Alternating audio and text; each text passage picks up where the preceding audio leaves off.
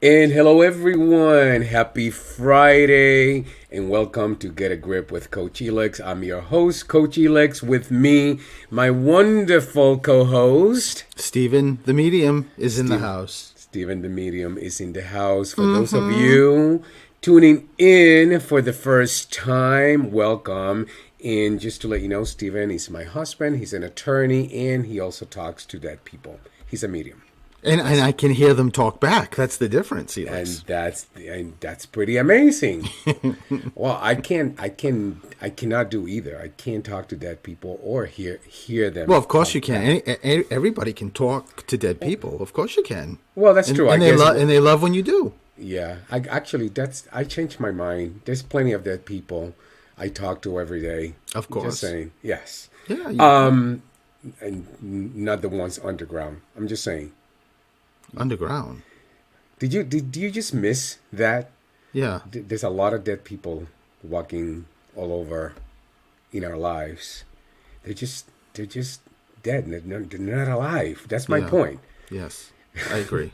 I agree. Anyways, today we are having a wonderful conversation about shifting from a scarcity conversation to an abundance conversation.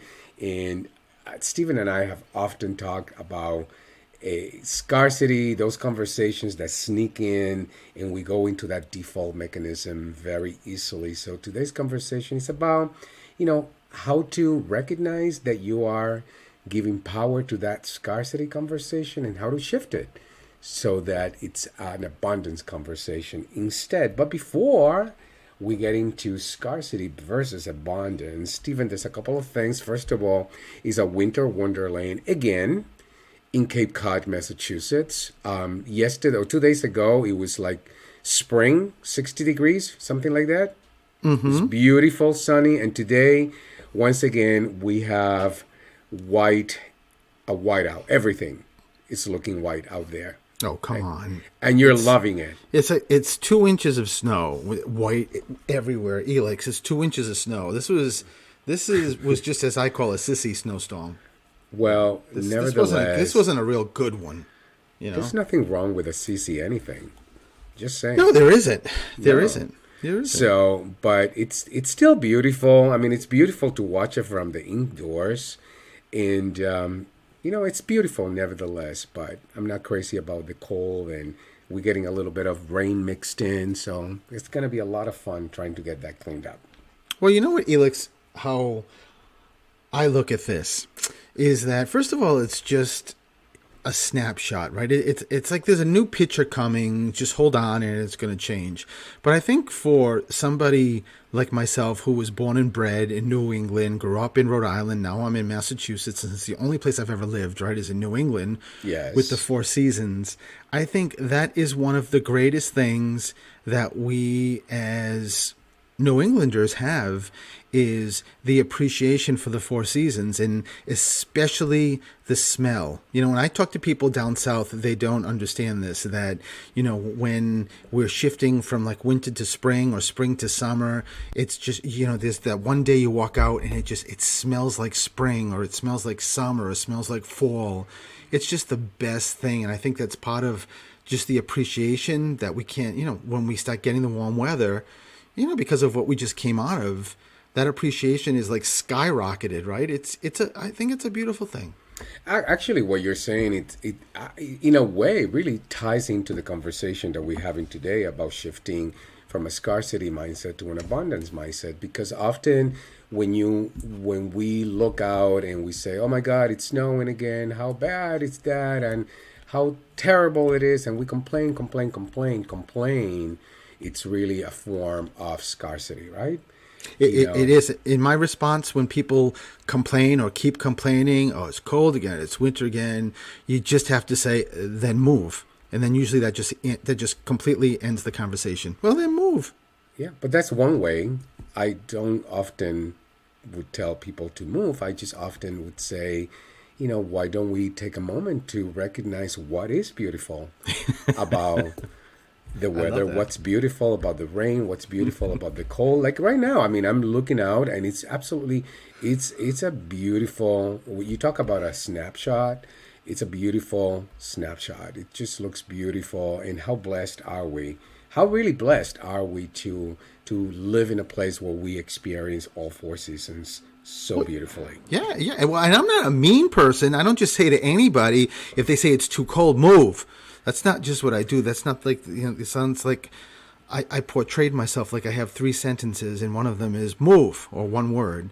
No, that's just like it's happened over the course of many, many years of someone who just continuously, like, it's winter, dear God, you know it's going to be like this. Stop complaining. And when you even try that try to bring them around across that road or that path to try what you just said about look at the beauty, just never works. So it never does. No. But let's shift into what is going on. I know that there's a whole lot going on, and there's a lot of very, very exciting news that you have, and you want to share what's going on? You're talking about my hair, how it came out so good today? Oh my God, no comment. That brings me into, we should tell them about your comment to me about you want to get into curling. Just saying. That was funny. That was, all right. Well, that was you. That wasn't me. That was you, your craziness, Elix. Mm-hmm. But yes, there's so much stuff that's going on. First and foremost, Lady of the Dunes, the documentary that I am blessed to be in, is premiering April 1st and April 2nd, which is so great. April 1st in Dennis and April 2nd in P-Town. So that's something to so look forward to. And I went on IMDb, if I'm saying those letters correctly, where like all the movies are listed, and to see Lady of the Dunes and the characters, the 16 people and me being listed there, so it's just so cool. It's really great. So that's really exciting. And I also have something premiering, which I think I just got an email or a text from Lindsay that could be up, and I have to, I'm going to have to put the thumbs up on it in reference to opening it up. I am going to be offering just notes via my website. So right now, people can book an appointment, and if they want, they can add on a note. So I do the reading, and at the end of the reading, I read a note that has been dictated to me by one of your loved ones in spirit, and I actually write it in this note, and it's really cool. And I have been thinking about doing this new, giving this new amazing service that you can actually come now onto my website and select a note, and you can, for yourself, as a gift for somebody else. And it is not a reading, but say you wanted a gift for your mom, you can actually then purchase the note for your mom. I just need her first name and an email, because that's where it will be sent. And it is not only the note scanned, but the software I'm using is me in the video live. Well, it was recorded, that is, and explaining every single part of the note, who dictated the note, their emotions, everything they were talking about as I was writing it. So I'm so excited.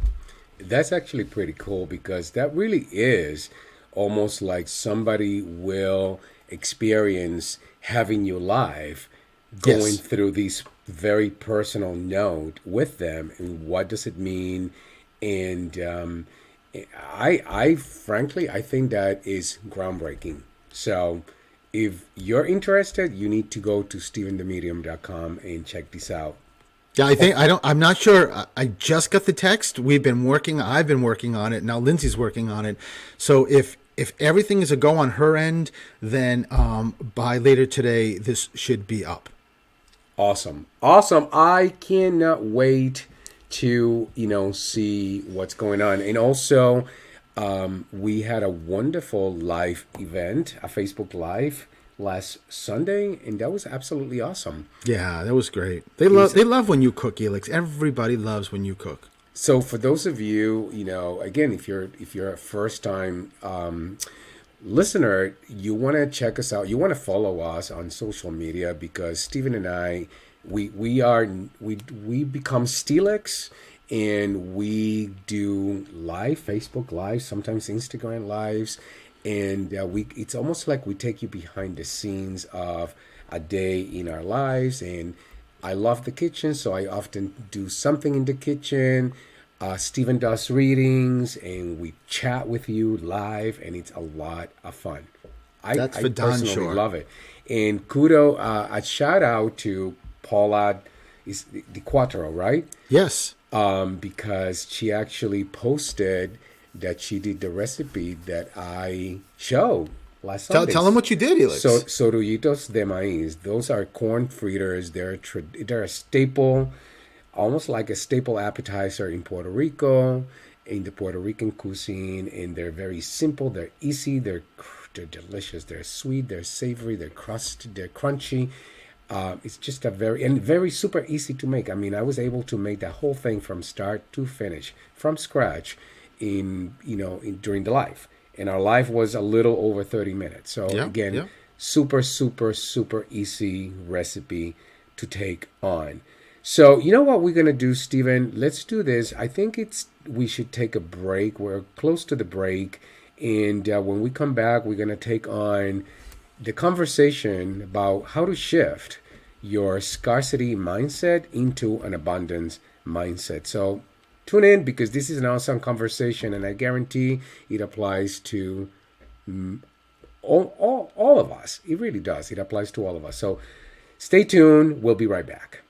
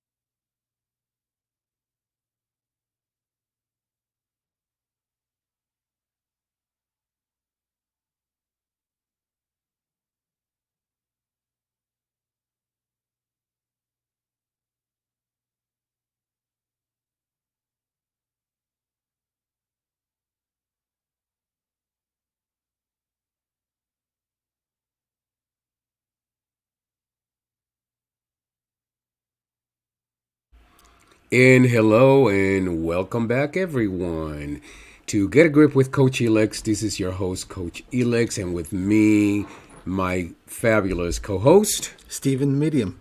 And Stephen and I are talking today about shifting your mindset from a scarcity mindset to an abundance mindset. A conversation that I think it's important for all of us. One of my favorite quotes, Stephen, is from Ralph Waldo Emerson. And the quote is this: "What lies behind us and what lies before us are tiny matters compared to what lies within us." And it speaks to each person having the ability to harness the power of their thinking to alter their reality. One of the most powerful ways to do that is to change your mindset from one of scarcity, not enough of, to one of abundance, plenty of, abundance of. And today we are going to talk about how to do just that. So, Stephen, this is a conversation that you and I have had many times, and it's a conversation that it often I feel it sneaks up on you. That scarcity mindset is like it sneaks up on us, right? Like we don't quite realize that's there, but it sits in the background, and it often takes a partner. Like it often takes me to hear it in you, and I bring it to your attention, and you do the same for me, right? Right. Absolutely. So what is a scarcity mindset? There are two different ways this term is used, and they're both equally important, but fundamentally different. And we do need to acknowledge the privilege associated with the second way in which this is applied, which is exactly what I just described. It's how we have that ability, that power to harness our thinking and alter our reality. So I just want to make sure that we acknowledge, the two different ways that we can view scarcity mindset as barriers. Number one, that's the first way to look at, or that we can define scarcities as a barrier created by circumstances beyond our control. And we have, over the past 2 years, we've experienced plenty of that. There's research that shows poverty, which is, imposes a cognitive load and impedes cognitive capacity. It creates that mindset of scarcity. And again, that is a circumstance beyond our control. When your basic human needs are not being met, you are then forced into a scarcity mindset. And again, that is something that it's beyond. When that basic human need, it's not being met because it's beyond your control. That's what I'm talking about here. And an extreme focus on the present out of absolute necessity. So, for example, where will my next meal come from? When you find yourself in that place, it really prohibits thinking about the future and planning ahead, because right now you are in that extreme focus on what is absolutely necessary right now. Now, research on sugarcane farmers from India who are paid only once a year show that post-harvest, when the farmers had the most money, when they had the most money, post-harvest is when they had the best impulse control. And when their money ran out, the decision-making began to suffer. And this is important because it shows the effects economy scarcity can have on decision-making capabilities of a single person. Any one of us going to make worse decision if we lose our job, if we don't have any money, where it's something that's completely out of control puts us in that scarcity mode. Stephen, what are you hearing here so far?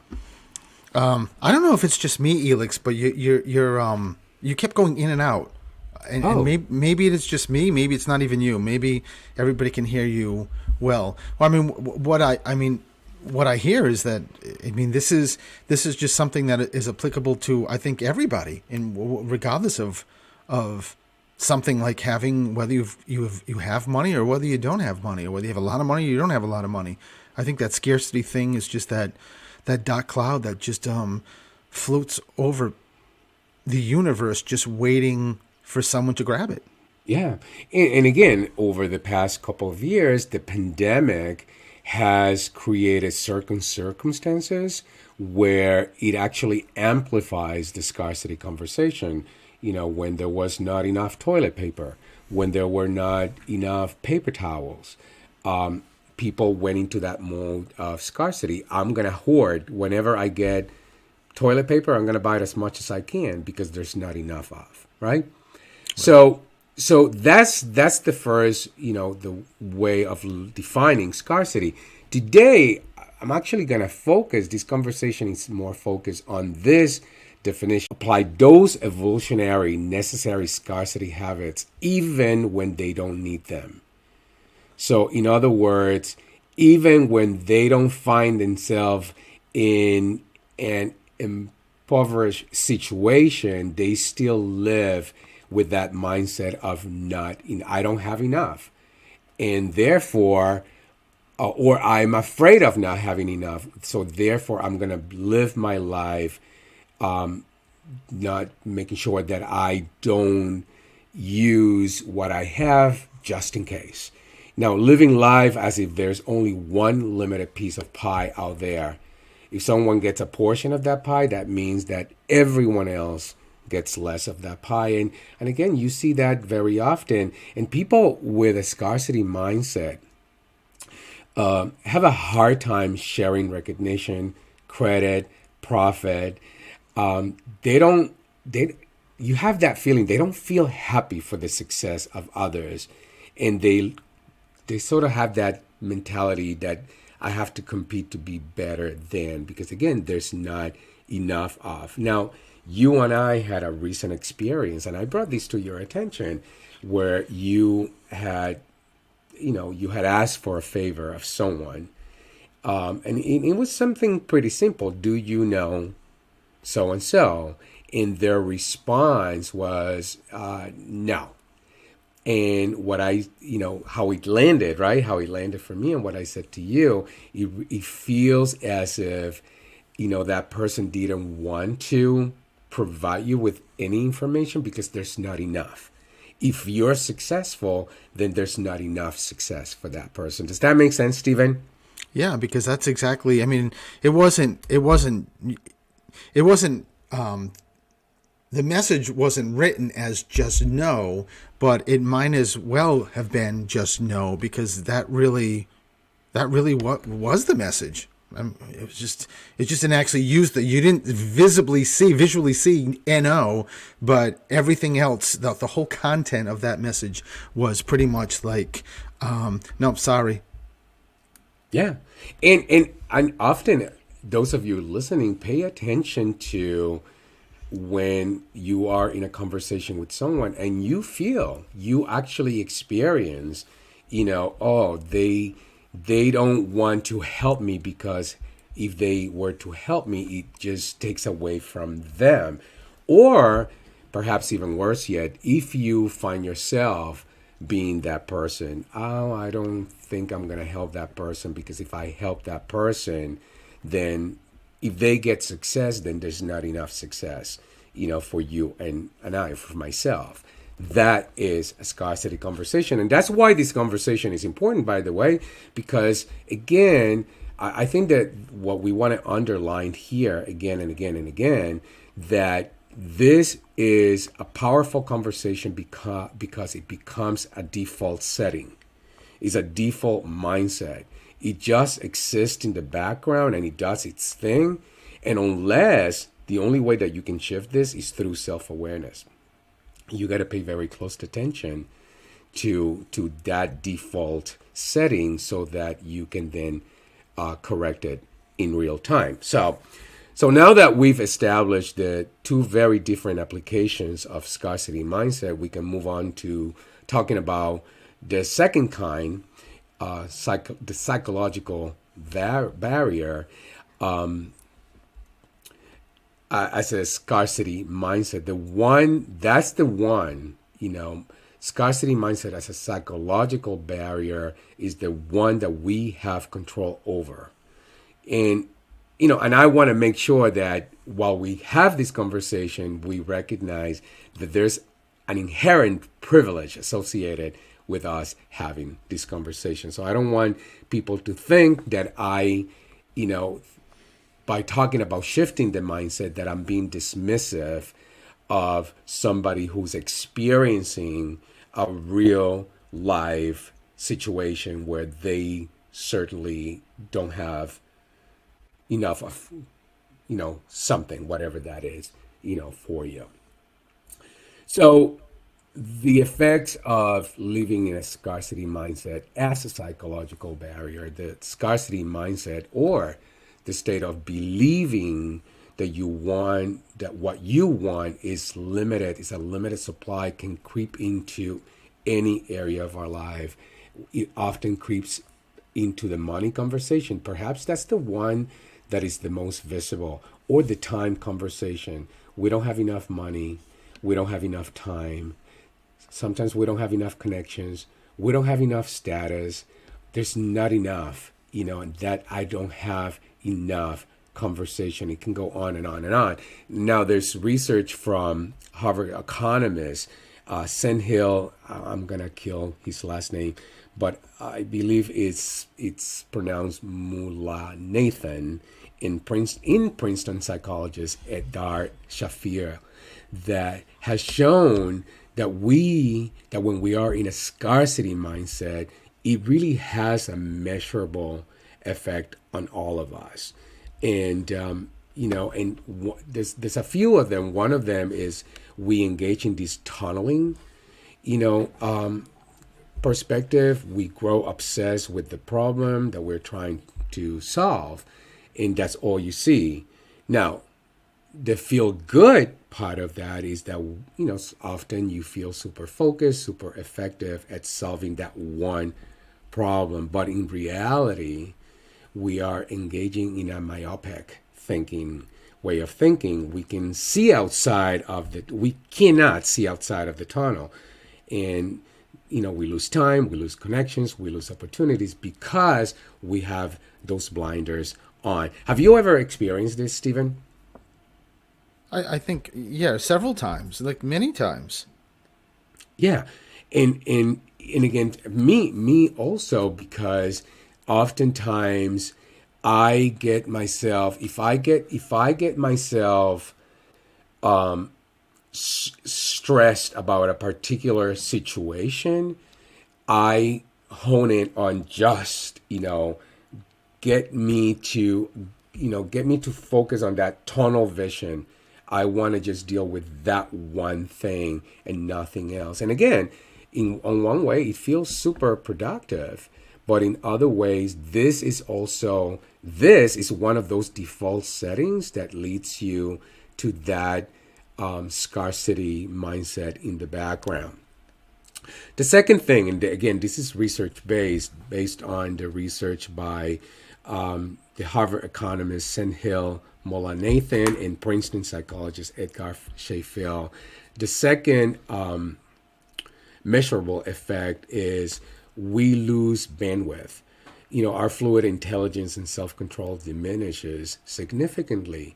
So what feels good about that is that we become, when we say that we're mentally exhausted because we're working so hard, but in reality, it's like going through your day, like your IQ actually drops, because the third one is when we trade off thinking. We think about everything is an either or framework. The feel good part about that is that it helps us make tough decisions and it helps us prioritize. But in reality, we're also being very dismissive of this and, framework that allows for more of the good stuff.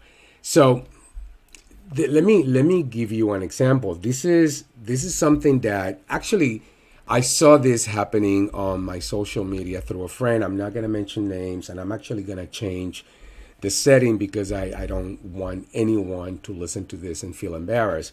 But I watch an exchange on social media about this is a I've known this person for a long time and is got so much talent, but there's one particular area in the arts that's what he loves.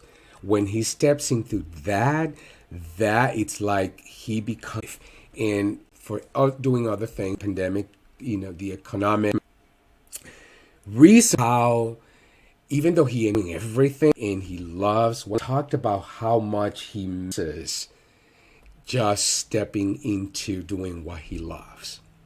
Okay, here's where that what trigger about many people who are stuck in this scarcity mindset is, hey, yeah, to do what you gotta do, so get time to do what you love, and that will. And I thought